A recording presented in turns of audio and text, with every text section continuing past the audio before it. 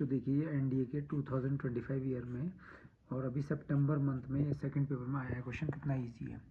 Late माना ए हमें point दिया 1-1 0, बी पॉइंट दिया -218 और सी पॉइंट दिया -1 2 1 2 7 आर 3 कॉन्जिक्यूटिव वर्टिसेस हैं।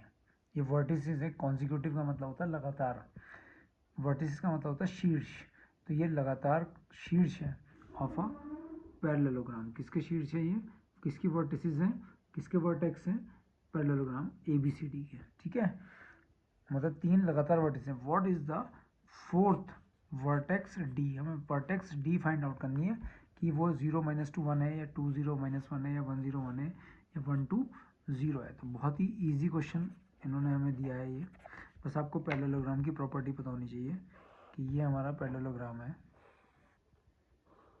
देखिए, और ये हमारा A B C और D इसकी वर्टेक्स हैं।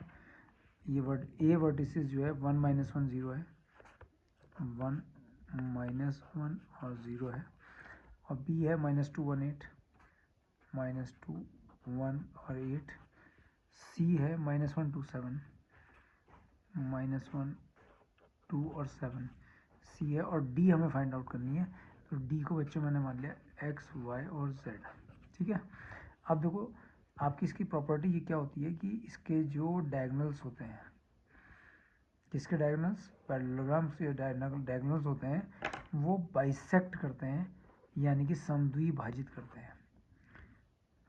Diagonals of parallelogram bisect each other. Diagonals of parallelogram bisect each other. Bisect each other का मतलब होता है कि वो 2 इक्वल पार्ट्स में एक दूसरे को डिवाइड करते हैं। कहने का मतलब ये है कि AD की जो वैल्यू, इसको मैंने O माना, AO की जो वैल्यू होगी वो OC होगी, और BO की लेंथ जो होगी BOD के इक्वल होगी। AO is equal to OC, यानी कि AO और OC इक्वल, और BO और OD इक्वल। अब क्वेश्चन में कुछ दम नहीं है। अब आप इसका मतलब ये हो गया कि O जो है वो AC का भी मिड पॉइंट है, और O जो है वो BD का भी मिड पॉइंट है। सो O is the mid point of diagonals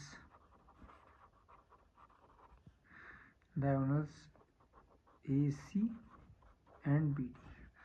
ये AC और BD का क्या है, मिड पॉइंट्स हैं। ठीक है, अब जैसे AC का मिड पॉइंट O है फॉर डायगोनल AC, तो मिड पॉइंट O निकालना है मुझे, O। तो आपको पता है कि क्या होगा, x1 + x2 by 2, y1 + y2 z1 + z2 by 2।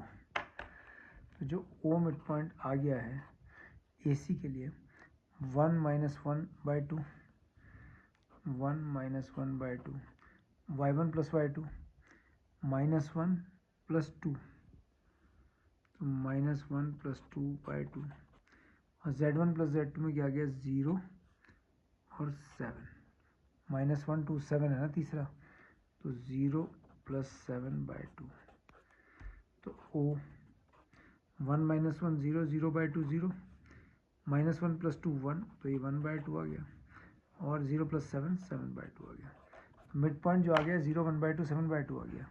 ये मिड पॉइंट आ गया 0 1/2 और 7/2। ठीक है, अब ये जो मिड पॉइंट O आया है ये डायगोनल AC का तो ही, और डायगोनल BD का भी तो मिड पॉइंट यही है फॉर डायगोनल AD।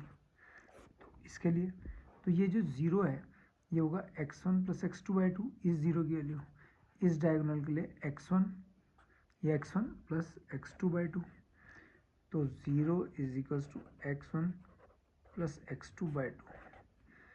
तो यहाँ 0 × 2,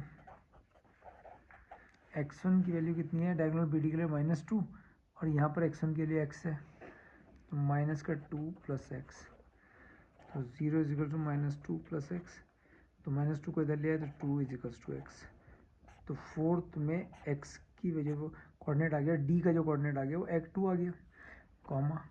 अब देखिए ये बी डी का मिड पॉइंट ओ है तो इसका x कोऑर्डिनेट 0, y कोऑर्डिनेट कितना 1/2, तो 1/2 is equals to y1 plus y2/2। इस 2 को इधर मल्टीप्लाई कर दिया, 1/2 इंटू 2। y1 की वैल्यू देखो, y1 की वैल्यू 1 और y2 की वैल्यू y, तो 1 प्लस वाई, 1 प्लस वाई, 2 से 2 cancel, 1 is equal to 1 plus y, 1 से 1 कैंसिल, तो y की वैल्यू 0 आ गई, तो x की वैल्यू 2, y की वैल्यू 0। अब इसका c जो इसका z कोऑर्डिनेट है वो 7/2 है, तो 7/2 is equal to z1 plus z2/2। z1 की वैल्यू 8 है और z2/2 की वैल्यू z है, तो 7/2 is equals to z1 plus z2/2, तो 7/2 इंटू 2 और z1 की वैल्यू 8 है और z2 की वैल्यू z है, 8 प्लस z, 2 से 2 7 is equal to 8 plus z, 7 minus 8 is equal to z minus 1 is equal to z, तो z की वैल्यू क्या आ गई -1।